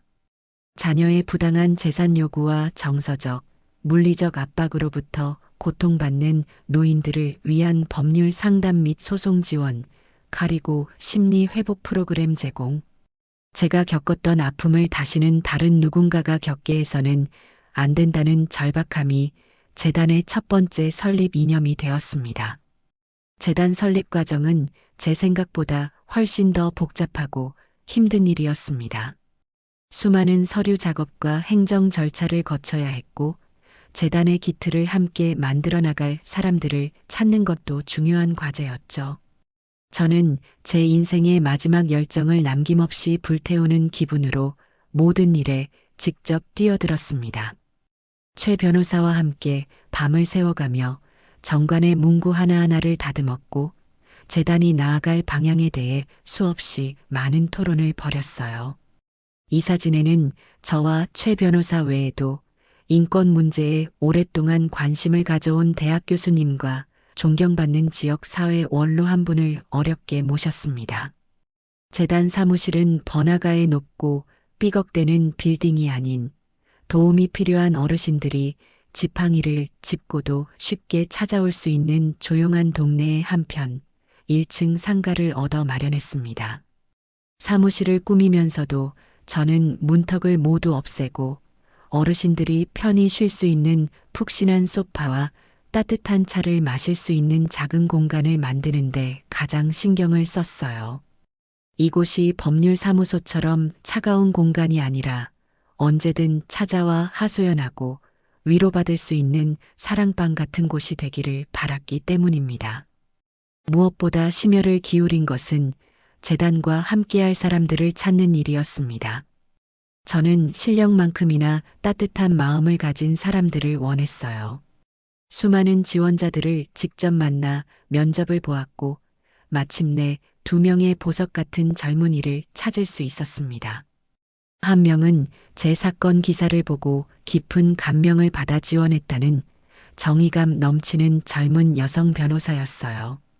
다른 한 명은 오랫동안 노인복지관에서 일하며 어르신들의 마음을 누구보다 잘 이해하는 경험 많은 사회복지사였습니다. 그들의 반짝이는 눈빛을 보며 저는 우리 재단의 밝은 미래를 확신할 수 있었죠. 마침내 수개월의 준비 끝에 유신자 재단이 세상에 첫 발을 내딛던 날, 저는 재단 현판식에서 수많은 기자들과 저를 지지해주는 사람들 앞에서 떨리는 목소리로 준비한 연설문을 읽어 내려갔습니다. 저는 오늘 제 남은 인생과 전 재산을 바쳐 이 재단을 세웁니다. 한때 제게는 족쇄였고 고통의 근원이었던 재산이 이제는 다른 누군가를 지키는 희망의 씨앗이 되기를 바랍니다. 이 작은 공간이 더 이상 자식에게 기댈 곳 없이 길거리로 내몰릴 위기에 처한 우리 시대의 모든 외로운 부모님들에게 마지막 희망의 보금자리가 되기를 바랍니다. 저희는 돈이 아니라 사람을 지킬 것입니다. 법의 힘으로 상처받은 당신들의 존엄을 지켜드리겠습니다. 제 이야기는 언론을 통해 다시 한번 세상에 알려졌고 수많은 사람들이 재단에 응원의 메시지와 함께 소중한 후원금을 보내주기 시작했습니다. 제가 내놓은 재산이 마중물이 되어 더 큰 사랑과 관심이 강물처럼 모여들기 시작한 거예요. 저는 매일 아침 재단으로 출근하며 한 분 한 분의 피눈물 어린 절박한 사연에 귀를 기울였습니다. 그들의 이야기는 제각기 달랐지만 세상에서 가장 믿었던 자식에게 배신당한 아픔과 처절한 상실감은 모두 똑같았습니다. 저는 그분들의 거칠어진 손을 잡아들이며 제 이야기를 들려주었어요. 그리고 결코 혼자가 아니라고, 이제 우리가 당신의 든든한 자식이 되어 마지막까지 함께 싸워드리겠다고 약속했습니다. 제 깊고 어두웠던 비극이 다른 사람들의 행복을 위한 씨앗으로 다시 태어나는 기적이었습니다. 재단 일이 어느 정도 자리를 잡아가자 저는 제 개인의 삶에도 가장 큰 변화를 주기로 결심했습니다. 아들과의 끔찍한 기억, 며느리와의 지긋지긋한 싸움이 모든 가구와 벽지에 얼룩처럼 깃들어 있는 그 낡은 집을 이제는 정말 떠나고 싶었어요. 저는 평생을 살아온 그 집을 팔았습니다.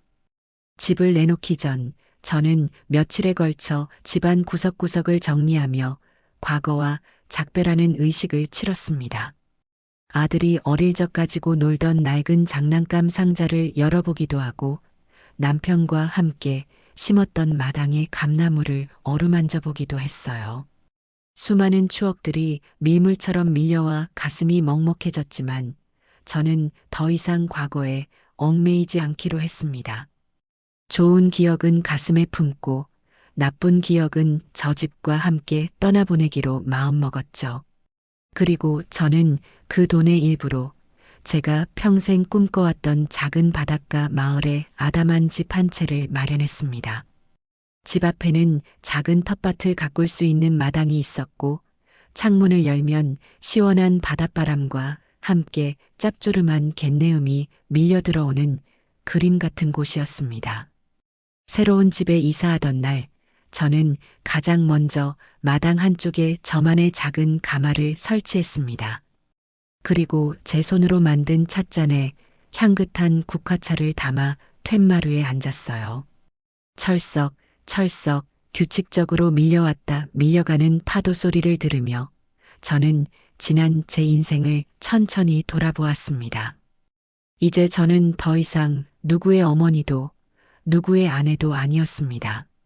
오롯이 유신자라는 이름을 가진 한 사람으로 온전한 저 자신으로 다시 태어난 기분이었어요.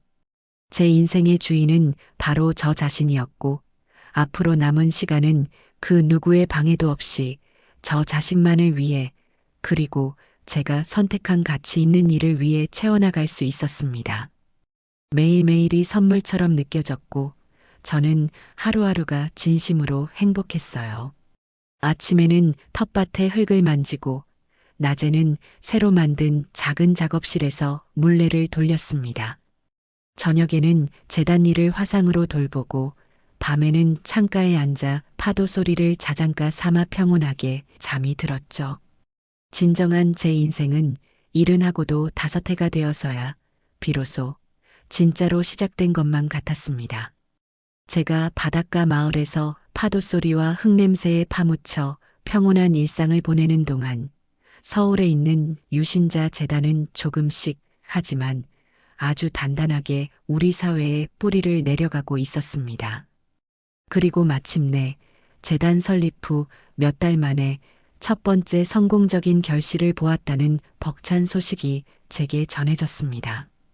재단이 맡았던 첫 번째 공식 사건이 의뢰인의 완벽한 승리로 마무리되었다는 것이었어요. 그 사건의 의뢰인은 올해 83이 되신 박순자라는 이름의 할머니였습니다. 할머니께서는 남편과 사별 후 평생 동대문 시장에서 옷감을 팔아 모은 돈으로 작은 3층짜리 상가 건물을 하나 가지고 계셨다고 해요. 그 건물이 할머니의 전 재산이자 노후의 유일한 버팀목이었습니다. 그런데 하나뿐인 아들이 찾아와 사업이 어려우니 3개월만 건물을 담보로 돈을 빌려 쓰고 이자와 함께 바로 갚겠다는 말에 차용증 한 장 없이 아들을 믿고 인감도장을 내어준 것이 사건의 시작이었어요. 아들은 어머니의 건물을 담보로 사채까지 끌어다 거액의 대출을 받았고 약속했던 3개월이 지나도록 이자는커녕 원금 한 푼도 갚지 않았습니다. 결국 건물은 경매로 넘어갈 위기에 처했고 아들은 연락마저 끊고 잠적해버렸죠. 설상가상으로 아들은 할머니가 살고 계신 작은 빌라의 월세 보증금마저 빼돌린 뒤였습니다. 평생을 바쳐 키운 자식에게 전 재산을 빼앗기고 당장 길거리에 나앉을 뻔했던 할머니는 마지막 지푸라기라도 잡는 심정으로 텔레비전에서 보았던 저희 재단의 문을 떨리는 손으로 두드리셨습니다. 저는 그 사연을 전해 듣고 할머니를 직접 만나 뵙기 위해 서울로 올라갔습니다. 재단 상담실에서 처음 마주한 할머니의 모습은 과거 모든 것을 잃고 절망에 빠졌던 제 모습을 보는 것 같아 가슴이 미어졌어요. 할머니는 제 손을 잡고 아무 말씀도 못하신 채 한참을 눈물만 흘리셨습니다. 저는 할머니의 등을 쓸어드리며 제 이야기를 들려드렸어요. 저 또한 아들에게 배신당하고 모든 것을 잃을 뻔했지만 용기를 내어 싸웠고 마침내 제 삶을 되찾았다고요. 제 이야기에 할머니는 조금씩 마음을 여셨고 마침내 우리와 함께 싸워보겠다는 용기를 내주셨습니다. 재단의 젊은 변호사들은 즉시 사건에 착수했습니다. 아들을 상대로 사기 및 재산권 침해 소송을 제기하는 동시에 아들이 잠적한 곳을 수소문하기 시작했어요. 사회복지사는 매일같이 할머니를 찾아가 말벗이 되어드리며 심리적 안정을 도왔습니다. 저는 이 모든 과정을 지켜보며 재단이 마치 하나의 유기체처럼 살아 움직이고 있다는 사실에 깊은 감동을 느꼈어요. 결정적인 증거를 잡기 위해 저는 한 가지 꾀를 냈습니다. 할머니의 휴대폰으로 아들에게 몸이 너무 아파 이제 살 날이 얼마 남지 않은 것 같다. 마지막으로 네 얼굴이라도 한번 보고 싶구나라는 문자 메시지를 보내게 한 것이었죠.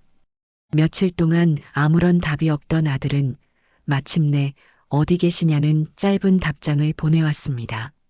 마지막 남은 재산이라도 있을까 싶어 찾아오려는 속셈이었을 겁니다.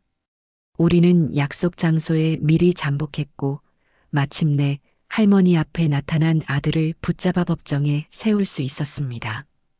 법정 다툼은 치열했지만 진실은 결국 거짓을 이기는 법입니다.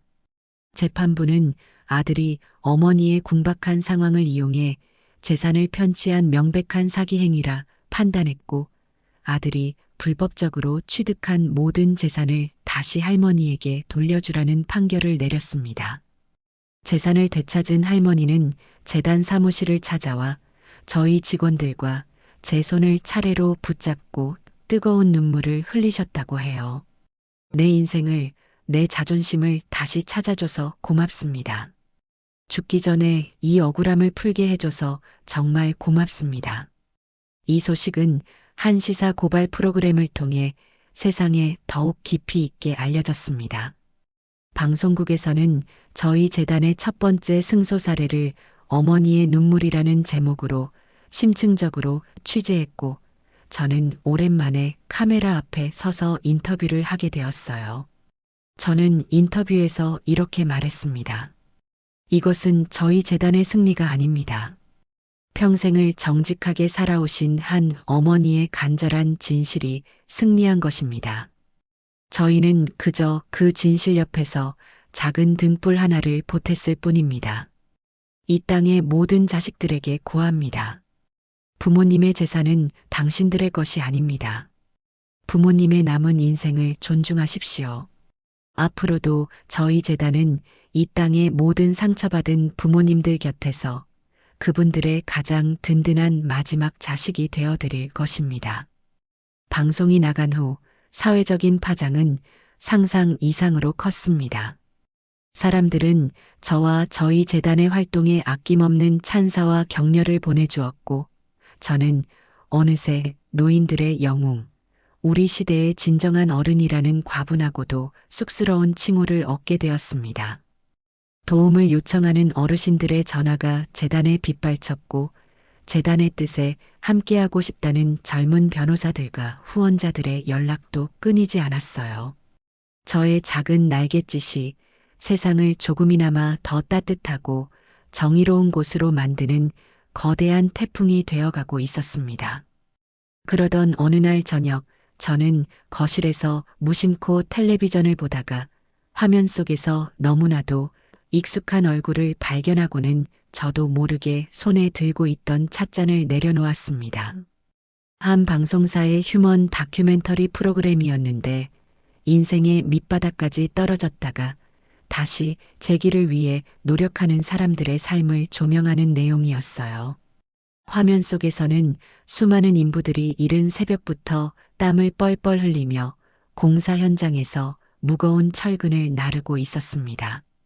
그리고 그들 중 한 명, 안전모 밑으로 비어져 나온 머리카락이 땀에 흠뻑 젖고 얼굴에는 시멘트 가루와 고단함이 잔뜩 묻어있는 한 남자가 클로즈업 되었습니다. 제 아들 태평이었습니다. 그는 이전보다 훨씬 마르고 얼굴은 새까맣게 그을려 있었지만 틀림없는 제 아들이었어요. 사업은 완전히 망했고 빚더미에 올라앉았다는 소식은 어렴풋이 전해 들었지만 저렇게 힘든 육체 노동을 하며 하루하루를 살아가고 있을 줄은 몰랐습니다. 그는 잠시 허리를 펴고 하늘을 올려다보았는데 그의 텅 빈 눈빛에는 깊이를 알 수 없는 슬픔과 후회가 가득 담겨 있었습니다. 그 모습을 보는 순간 제 가슴 한쪽이 쿡 하고 날카롭게 쑤셔오는 것을 느꼈어요. 아무리 모진 말로 인연을 끊어냈다지만 제 배 아파 낳은 자식이 저렇게 고생하는 모습을 보니 마음이 아픈 것은 어쩔 수 없는 천륜인가 봅니다. 하지만 저는 이내 고개를 저었습니다. 저것이 바로 그 아이가 스스로 짊어져야 할 삶의 무게였고 그 고통을 통해 진정한 어른으로 거듭나야 하는 과정이었기에 제가 대신 져줄 수도 져주어서도 안 되는 것이었어요. 저는 제가 내린 결정에 후회는 없었습니다. 그저 묵묵히 화면 속 아들의 모습을 끝까지 지켜볼 뿐이었습니다. 그날 밤 저는 잠을 이루지 못하고 서재의 낡은 책상에 앉아 편지지를 꺼내 들었습니다.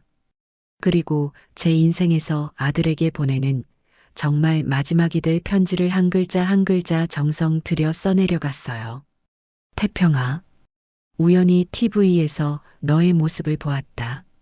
너의 얼굴에는 지난날의 어리석음 대신 삶의 무게를 온몸으로 버텨내는 남자의 고단함이 서려 있더구나. 많이 힘들고 고돼 보였지만 다른 누구도 아닌 너 자신의 힘으로 땀 흘려 하루를 살아내는 모습이 어미의 눈에는 차라리 보기 좋았다. 지난날의 일들을 생각하면 나는 아직도 가슴 한쪽이 서늘해지곤 한다.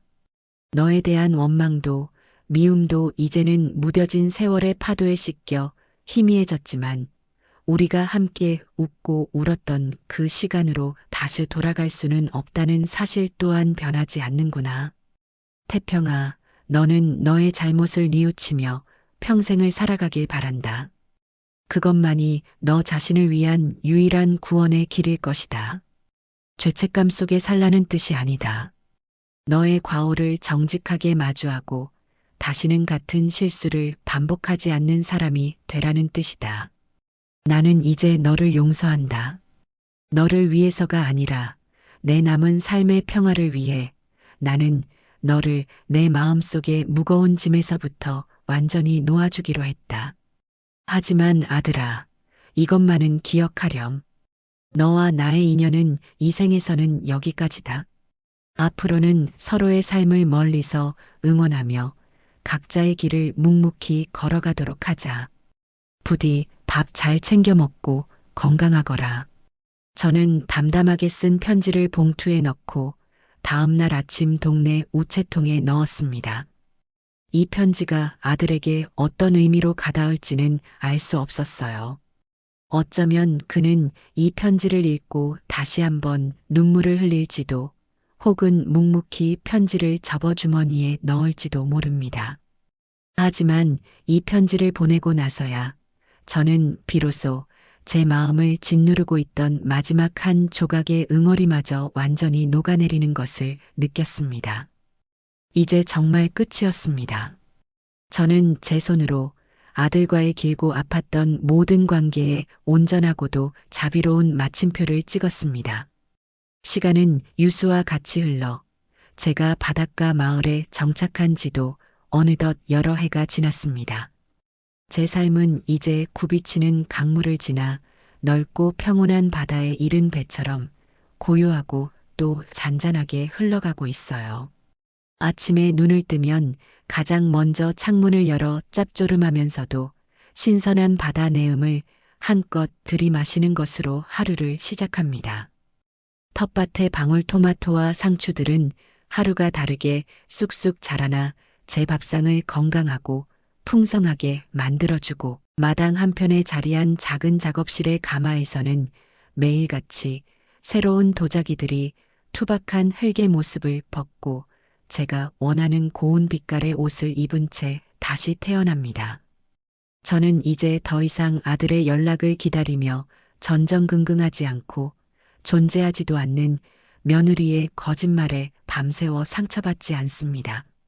제 삶은 온전히 저의 것이 되었고 제 시간의 모든 순간은 제가 사랑하는 것들로만 오롯이 가득 채워져 있어요.